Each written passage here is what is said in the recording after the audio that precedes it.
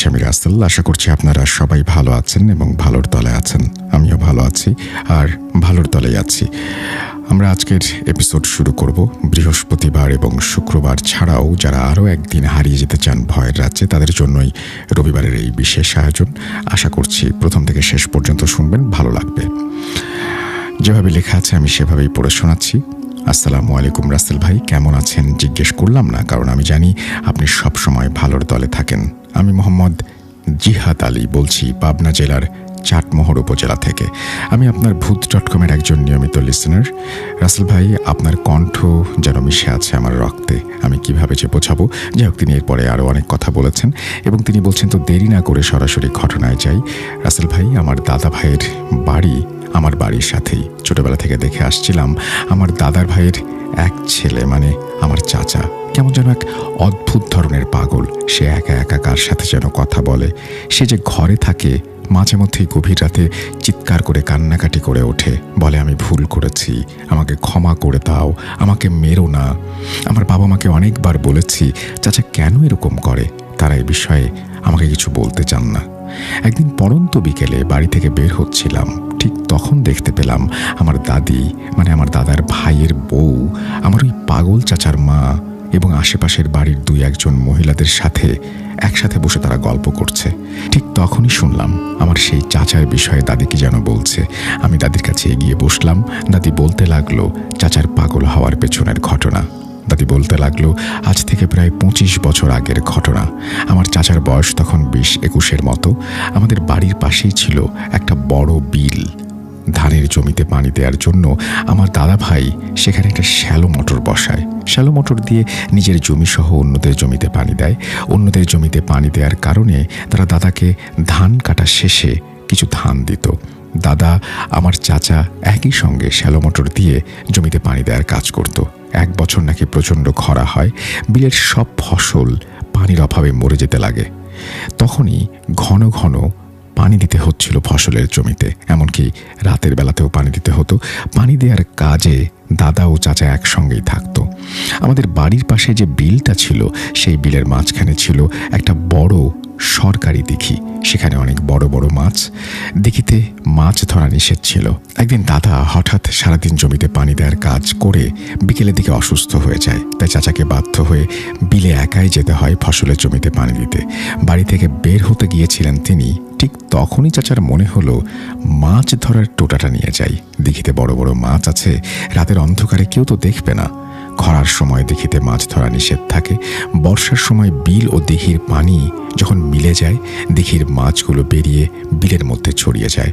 তখন শুধু মাছ মারার আদেশ থাকে। তো খরার সময় দিঘির পানি দিঘির পাড় থেকে একটু নিচে নেমে যেত এবং তখন কিছু মাছ দিঘির পাড় ঘেঁষে পানির মধ্যে গা ভাসিয়ে থাকতো। ওই দিঘিটা নিয়ে আগে লোকজন অনেক রকমের ভৌতিক ঘটনার কথা বলতো। চাচা ছিল খুব সাহসী, সেই জন্য একা রাতের বেলা দিঘিতে মাছ ধরার সাহস দেখিয়েছিল। তখন চাচার বাড়ি থেকে ট্যাটা তিনি নিয়ে বাড়ি থেকে বের হন। চাচা রাত 8টার দিকে বিলে পৌঁছান। বিলে পৌঁছেই শ্যালো মোটরটা চালু করে দেন। ফসলের জমিগুলোতে পানি দিতে থাকেন। আর চাচা মনে মনে চিন্তা করেন রাত একটু গভীর হোক, ট্যাটা দিয়ে দিঘির দিকে এগোবো। রাত গভীর না হলে লোকজন দেখে ফেলবে। প্রায় রাত 11টার দিকে চাচা দিঘির পাড়ে যে টেটা নিয়ে বসেন।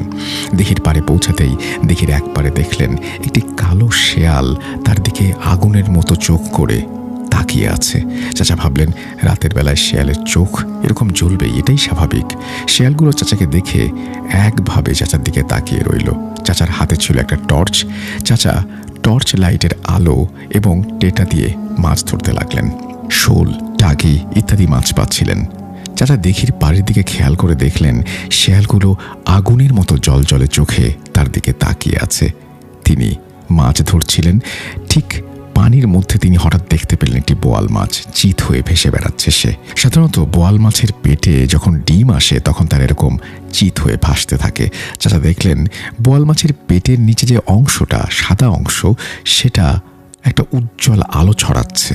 সেই উজ্জ্বল আলোটা দেখেই চাচার লোভ আরও পেয়ে যায় বেশি। তখন চাচা পাড়ের ওপর থেকে টেটা দিয়ে মাছটিকে আঘাত করেন। টর্চের আলোয় চাচা দেখতে পান মাছের গায়ে টেটার আঘাত লেগেছে। চাচা টেটাটি আস্তে আস্তে তুলতে থাকেন। কিছুটা দূরেই মাছটি আবার সেই রকমভাবেই দেখেন তিনি ভেসে বেড়াচ্ছে, কিন্তু এইবার মাছটি যে জায়গায় ভাসছে সেখানে আঘাত করলে পানিতে নামতে হবে। চাচা কোমর পানিতে নেমে মাছটিকে ধরার জন্য যান। মাছটিকে আবারও আঘাত করেন, কিন্তু এবারও দেখেন মাছটি আবার চাচাকে ছেড়ে একটু দূরে ভাসছে। অনেকক্ষণ এরকম চলতে থাকে। শেষ পর্যায়ে চাচা মাছটিকে সত্যি সত্যিই আঘাত করতে সক্ষম হন।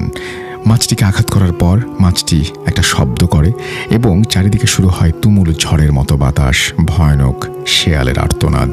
আরও এক অদৃশ্য শক্তি এসে চাচাকে দিঘির পানিতে চোবাতে থাকে। হঠাৎ অদৃশ্য শক্তিটা চাচাকে ছেড়ে দেয়। চাচার অবস্থা খারাপ। চাচা দিঘির পানি থেকে উঠে দেখল কালো শেয়ালগুলো তখনও তার দিকে তাকিয়ে আছে। চাচা সোজা বাড়ির দিকে দৌড়াতে শুরু করলো। অবয়বগুলো চাচার পেছন পেছন আসতে লাগলো। সেখানে বেশ কিছু অবয়বও ছিল। চাচা বিল থেকে দৌড়ে বাড়ির উঠোনে এসে পড়ে যায় এবং আমার দাদিকে চিৎকার করে ডাকতে থাকে।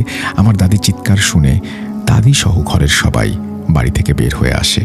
চাচার সারা শরীর ভেজা, জোরে জোরে নিঃশ্বাস ফেলছে। দাদি দৌড়ে গিয়ে চাচাকে বলল, কি হয়েছে তোর? চাচা সব ঘটনা খুলে বলল। আমার দাদা চাচাকে গালাগালি করতে লাগলো।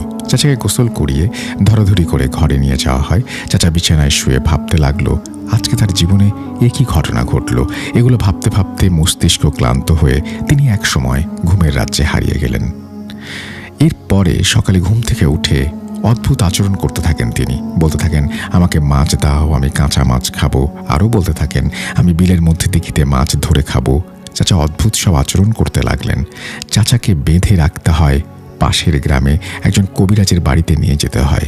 কবিরাজকে রাতের সব ঘটনা খুলে বলা হয়। সব শুনে কবিরাজ আসন বসান এবং অনেক কষ্টে সেই অদৃশ্য শক্তিকে চাচার শরীরে হাজির করতে সক্ষম হন। চাচা ভয়ানক কণ্ঠে বলতে লাগলেন কবিরাজকে, হে কবিরাজ, তুই এর মধ্যে নাক গলাবি না, তাহলে তোকে নির্বংশ করে দেব। কবিরাজ এই সমস্ত কথা শুনে ভয় পেয়ে যায়। তারপরে কবিরাজ বলতে লাগলো, এই ছেলেটা তোর কি ক্ষতি করেছে? ভয়ানক কণ্ঠে চাচা আবারও বলতে লাগলেন সেই কথা, যে দিঘিতে যে মাছ ভেসে বেড়াচ্ছিল সেটাকে ধরেছে সে, এবং আরেক পাশে শেয়াল রূপে এই জিনটি নাকি ছিল, কিন্তু টেটা দিয়ে সে তার মাছটিকে আঘাত করেছে, অর্থাৎ তার সন্তানকে আঘাত করেছে এবং কোনোভাবেই সে অপরাধ ক্ষমা করবে না। সে এও জানায় কবিরাজকেও সে ক্ষমা করবে না। কবিরাজ এটাতে ঘাবড়ায় না। সে বলে যে এই লাইনে তিনি যখন কাজ করতে এসছেন তখন এই সমস্ত মাথায় নিয়ে এই কাজ করতে এসছেন। কবিরাজ ঝাড়ফুঁক করে চাচার শরীর বন্ধ করে দেন, সাথে বাড়িটাও বন্ধ করে দেন। আর 3টা তাবিজ দাদার হাতে দিয়ে বলেন তাবিজ 3টা গলায় পরিয়ে দিতে, আর কিছু হলে ডাকতে। এই বলে কবিরাজ বাসায় চলে যান। কিন্তু চাচার মনের ভেতর থেকে তখনও ভয় কাটেনি। চাচা একা একা এখানে ওখানে অমুক পুকুর পাড়ে অমুক গাছের নিচে বসে কি যেন ভাবে।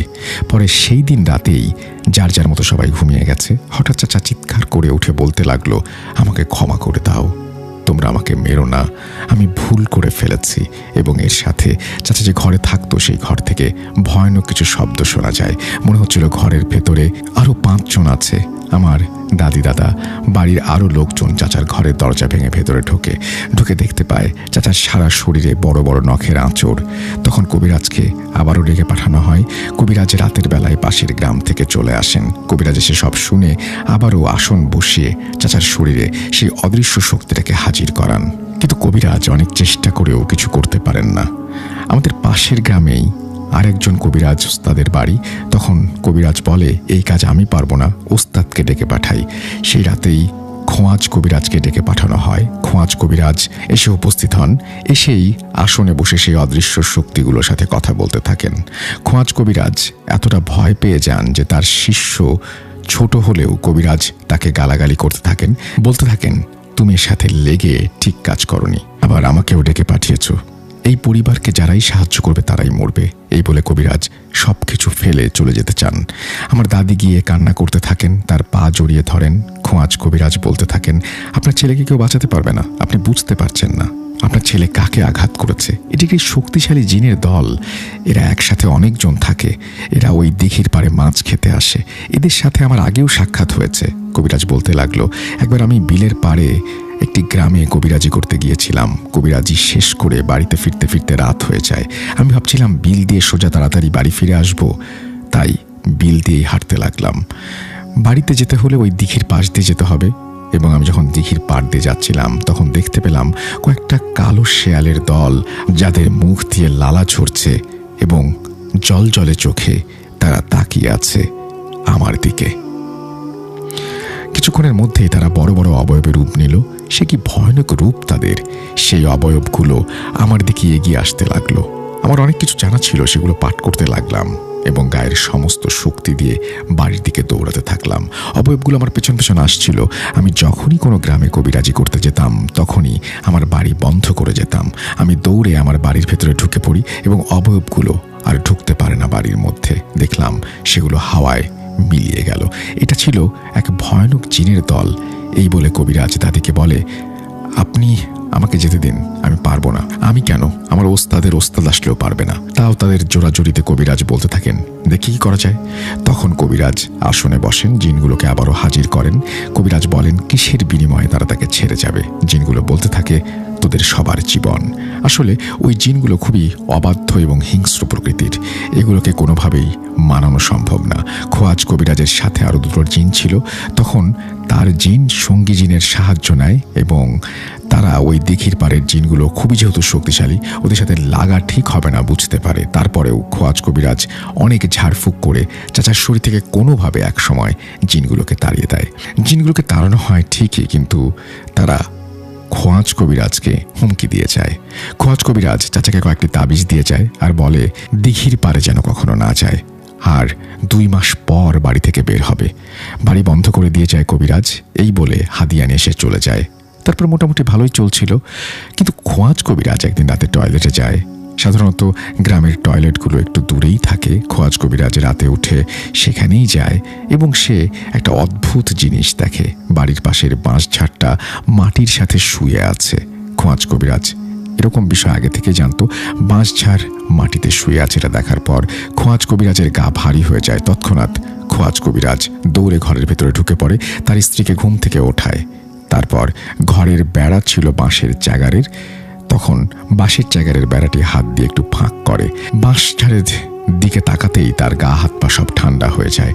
দেখে শেয়ালগুলো বাঁশঝাড়ের পাশ দিয়ে ঘোরাঘুরি করছে, তাদের চোখ আগুনের শিখার মতো জ্বলছে।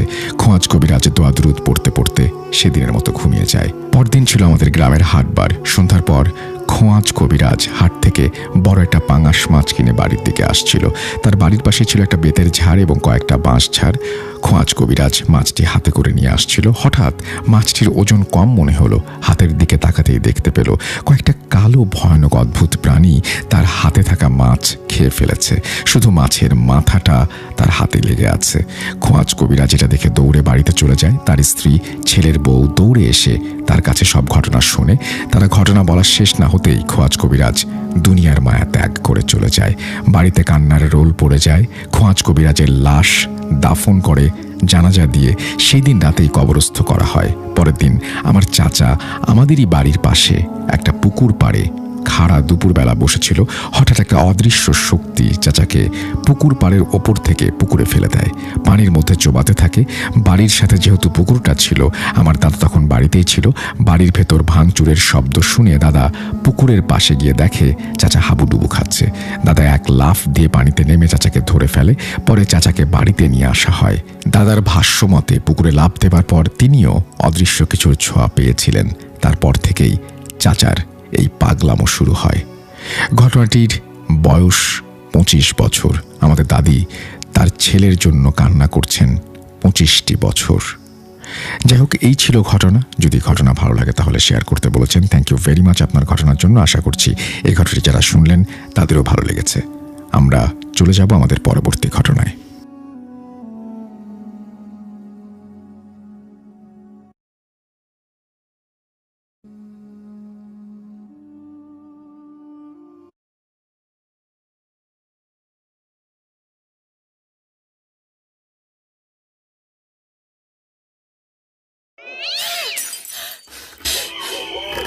আজ আবার শুনতে পাচ্ছেন শব্দটা?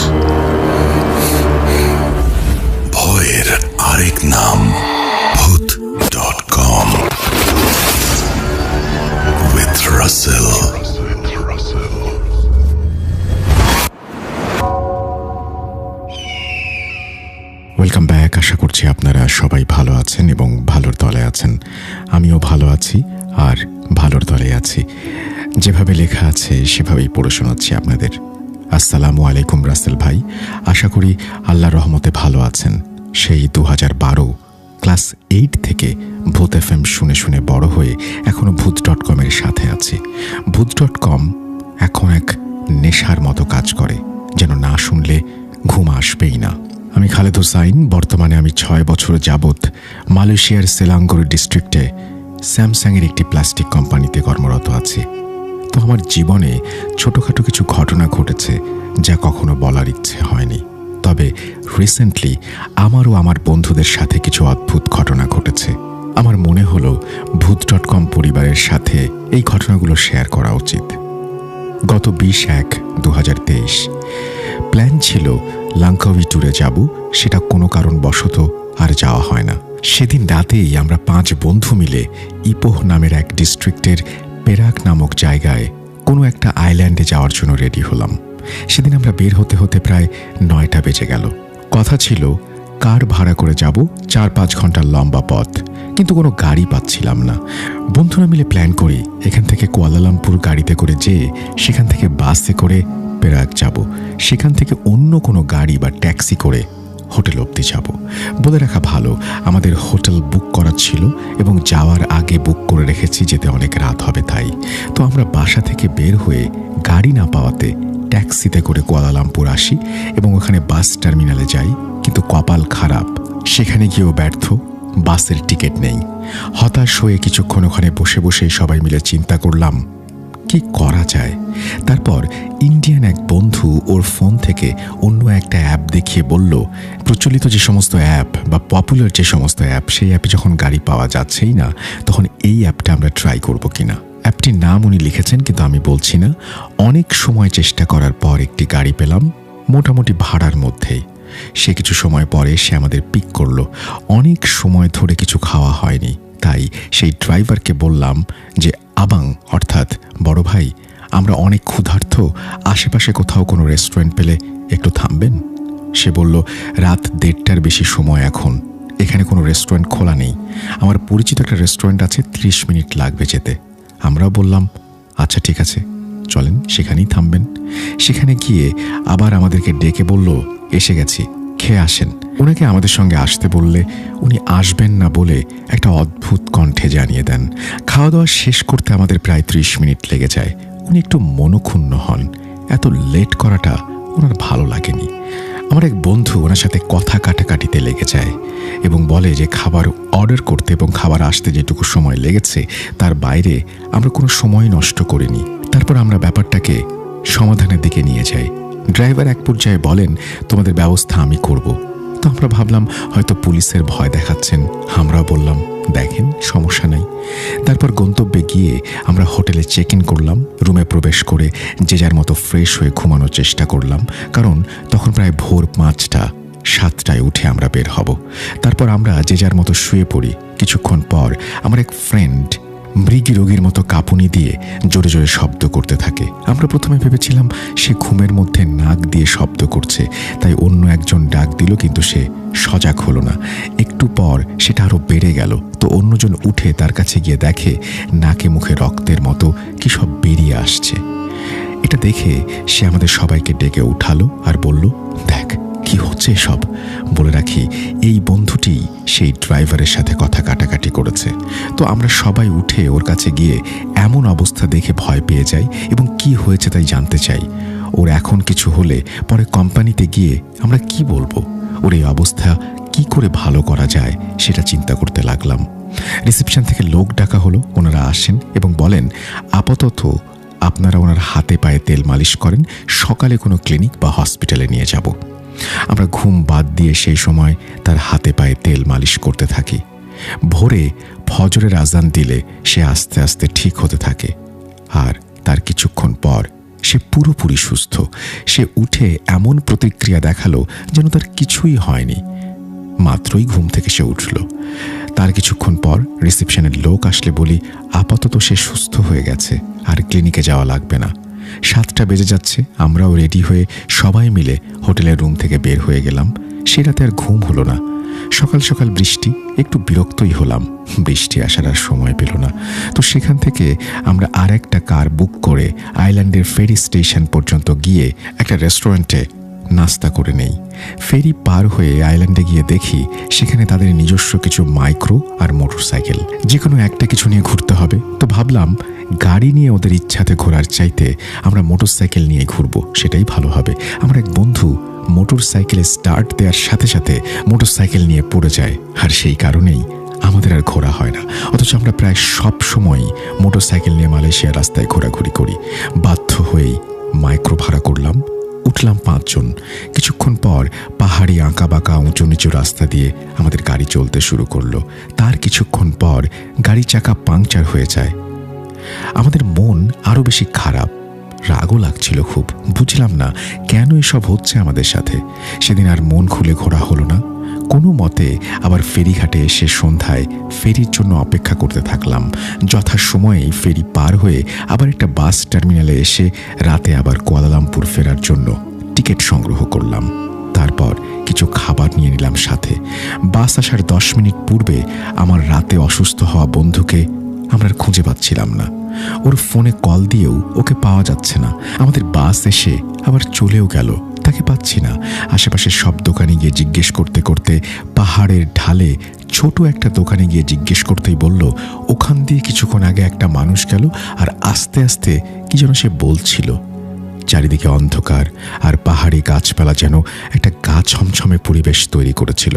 ফোনের টর্চ লাইট জ্বালিয়ে পাহাড়ের চিকন রাস্তা বেয়ে সামনে এগোতেই দেখলাম আমাদের সেই বন্ধু সেন্সলেস অবস্থায় পড়ে আছে। সেখান থেকে তাকে তুলে সেই দোকানের সামনে এনে মুখে পানির ছিটা দিয়ে জাগিয়ে তুলি আর জিজ্ঞেস করি, তুই এখানে আসলি কেন? সে বলে, আমি জানি না, তোদের সাথে বাসের জন্য অপেক্ষা করতে করতে হঠাৎ গায়ে একটা গরম হাওয়া এসে লাগলো। তারপর এইখানে কিভাবে চলে এসেছি আমি জানি না। এরপরই আমার মনের ভেতরে এক অদ্ভুত ভয় জন্ম নেয়। কৌতূহল হতে থাকে কি হচ্ছে সব তার সাথে। তারপর আবার আমরা বাস টার্মিনালে এসে টিকিট চেঞ্জ করে বাসের জন্য অপেক্ষা করতে থাকি। সময় মতো বাস এসে যায়, আমরাও বাসে উঠে পড়ি। সেই সময় বাসে বা রাস্তায় আর কোনো ঝামেলা হয়নি।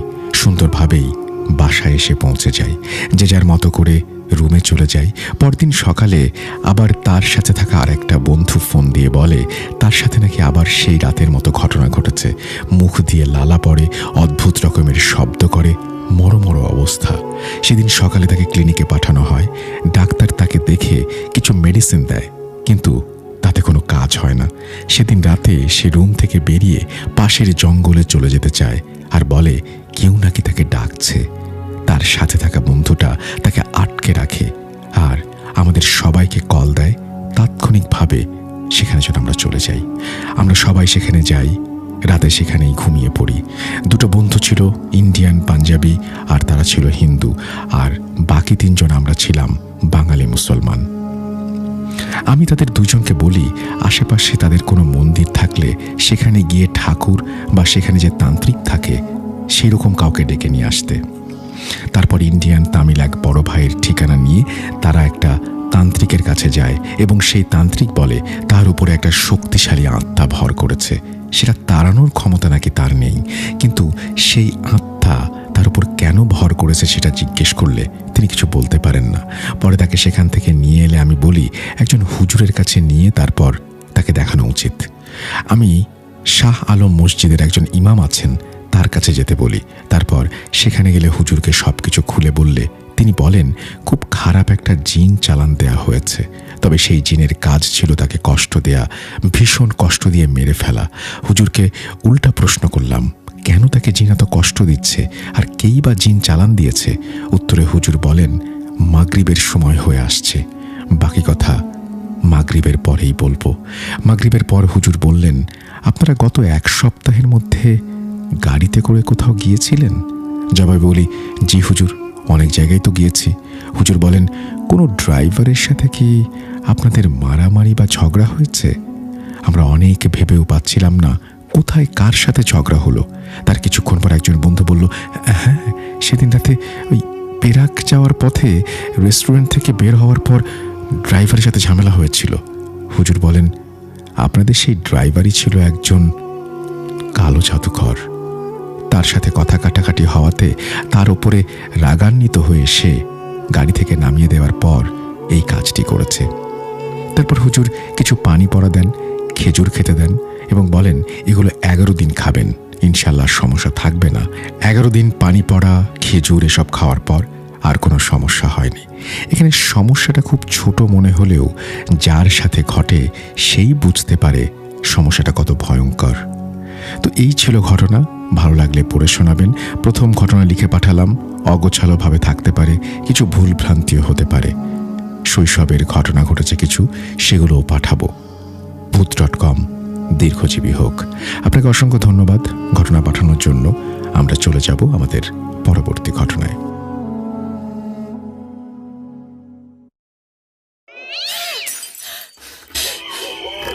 হাজাবার। শুনতে পাচ্ছেন শব্দটা? ভয়ের আরেক নাম ভূত.com with Russell.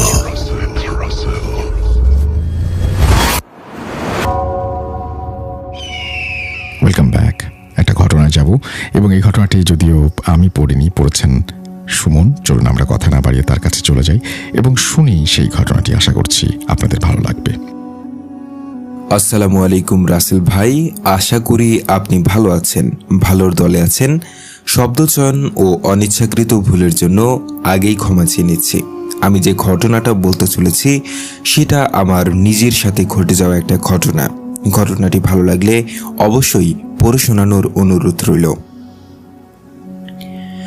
ঘটনার কথা মনে পড়লে এখনো আটকে উঠি। নাম প্রকাশ করতে চাই না। আমি সোহাগ, শরীয়তপুর জেলার পালং থানার বিনোদপুর ইউনিয়নের একটি গ্রামে আমাদের বসবাস। বর্তমানে আমি সৌদি আরবের প্রবাসী। ঘটনাটি ঘটে 2021 সালের মাঝামাঝি। তখন ছিল বর্ষাকাল। বন্ধুরা 4-5 জন মিলে একটা ট্রলার পিকনিকের আয়োজন করি। সেখানে খাওয়া দাওয়ারও ব্যবস্থা করতে হবে। ঘটনাটি ঘটে ট্রলার পিকনিকের 1 সপ্তাহ আগে। রাতে বন্ধুদের সাথে আড্ডা দিতে দিতে প্রায় 12টা। পিকনিকের বিষয়ে আলোচনা করতেছিলাম। 500 টাকা করে প্রতিজনের টিকিট। পিকনিকের খরচ বাঁচাতে এবং নিজেদের লাভের কথা চিন্তা করতেই হঠাৎ মাথায় একটা কুবুদ্ধি খেলে যায়। পিকনিকের গরুর গোস্তর জায়গায় খাসির গোস্ত হলে কেমন হয়। তখন কারোরই বুঝতে বাকি ছিল না কি করতে হবে। বন্ধুদের মাঝে একজন বলে উঠল, তাহলে কি খাসি চুরি করতে চাইছিস তোরা? বললাম হ্যাঁ, তবে রাখবো কোথায় এটা নিয়ে একটা বিপত্তি বাধে। সেই রাতেই কল করলাম আমার অন্য একটা বন্ধুকে। সবকিছু খুলে বলার পরে ওর বাসায় রাখতে রাজি হলো, কারণ ওরা ওদের বাসায় ছাগল পালতো। ওকে এটা বলে বুঝে যে কালকে হাট বসবে, হাটের পরে আমি তোদের বাসা থেকে নিয়ে আসি, তাহলে কেউ সন্দেহ করবে না, সবাই ভাববে কিনে আনছি। যেই ভাবা সেই কাজ। পাশের এলাকা থেকে একটা খাসি চুরি করে নিয়ে আসি 5 জন মিলে। এখন এটাকে পৌঁছে দেবে কে, সেটা নিয়ে বাধে আরেক বিপত্তি। এত রাতে গাড়িও পাওয়া যাবে না, রাস্তা দিয়ে নিয়ে গেলে কেউ দেখলেও বিপদ। আমাদের এখান থেকে ওর বাসায় যেতে গাড়ি ভাড়া 10 টাকা। এত রাতে গাড়ি পাওয়া যাবে না, আর এ বিষয়টা জানাজানি হয়ে গেলে একটা ঝামেলা হয়ে যাবে। ছোটবেলা থেকেই একটু ডানপিটে স্বভাবের এবং একটু সাহসীও ছিলাম, তাই বন্ধুর বাসায় ছাগল পৌঁছানোর দায়িত্ব এসে পড়ল আমার কাঁধে। তবে যেতে হবে নৌকা নিয়ে। আমাদের নিজেদের নৌকা থাকায় কোনো সমস্যা হলো না। তবে সমস্যা হচ্ছে যেতে হবে আমাকে একা। কেউ যেতে রাজি না আমার সাথে। সবাই আমাকে বুজুং বাজুং বুঝিয়ে একাই পাঠিয়ে দিল। নিজের উপর ওভার কনফিডেন্স থাকার কারণে একাই যেতে রাজি হলাম। ঘড়ির কাঁটার সময় তখন প্রায় রাত 2টা ছুঁই ছুঁই। ছাগলটা নৌকার এক মাথায় বেঁধে আমিও উঠে পড়লাম। যেতে হবে বিনোদপুর গয়াতলা বাজারের পাশেই। নৌকা নিয়ে অনেক বছর আগে দাদু বেঁচে থাকতে গিয়েছিলাম ওই পথে। পথটা চিনতে ভুল হবে না। যাওয়ার জন্য আলো বলতে নিজের কাছে থাকা অ্যান্ড্রয়েড ফোন আর চাঁদের আলো। বলে রাখা ভালো, বন্ধুর বাসায় যাওয়ার আগে পাড়ি দিতে হবে ছোট্ট একটা নদী, যেটাকে গ্রামের ভাষায় গাং বলে। আর ওই গাঙের খাল ধরেই আমাকে যেতে হবে। আল্লাহর নাম নিয়ে রওনা দিলাম। জিন ভূতে বিশ্বাস করি না এমনটা না, এর আগেও ছোটখাটো ঘটনা আমার সাথে ঘটেছে, সেটা না হয় অন্য কোনো দিন লিখে পাঠাবো। আঁকাবাঁকা খালের পথ ধরে এগিয়ে চলেছি। সেদিন আকাশে চাঁদটা যেন তার সমস্ত জ্যোৎস্না ঢেলে দিয়েছিল প্রকৃতির মাঝে। চলতে চলতে প্রায় নদীর কাছে চলে এসেছি। খালের পথ পার হয়ে যেই না নদীতে প্রবেশ করেছি, পরিবেশটা মনে হলো বদলাতে শুরু করেছে। ফোনের পাওয়ার বাটন চেপে দেখি সময় 2:47। নদীতে কোনো স্রোত ছিল না, ছিল কচুরিপানা দিয়ে ভরা। শুনেছি আরও প্রায় 40 বছর আগে এই নদী তার যৌবন হারায়। অনেক কষ্টে এদিক ওদিক করে নদী পার হয়ে আসলাম। এখনো বুঝিনি সামনে আমার জন্য কি অপেক্ষা করছে। নদী পার হয়ে বন্ধুকে সবকিছু বুঝিয়ে বলে এবার বাড়ির পথে রওনা হব। তখন সময় 3:30-এর একটু বেশি।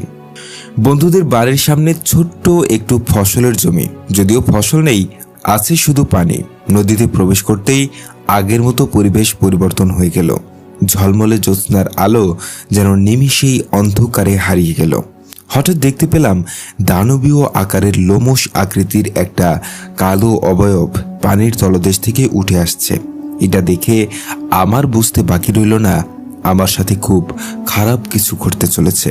মনে মনে আল্লাহকে ডাকতে থাকি, দোয়া দরুদ যা পারি পড়ার চেষ্টা করছি, কিন্তু আমি যেন সব গুলিয়ে ফেলছি।